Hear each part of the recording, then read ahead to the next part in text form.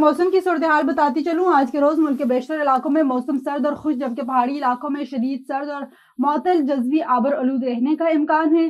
جمعرات کے روز ملک کے بیشتر علاقوں میں موسم سرد اور خشک، جبکہ پہاڑی علاقوں میں شدید سرد اور معتدل جزوی آبر آلود رہنے کا امکان ہے۔ گزشتہ 24 گھنٹوں کا موسم ملک کے بیشتر علاقوں میں موسم سرد اور خشک رہا، تاہم کشمیر، بلائی خیبر پختونخوا، اسلام آباد، خطہ پٹخار اور گلگت بلتستان میں چند مقامات پر بارش ہوئی۔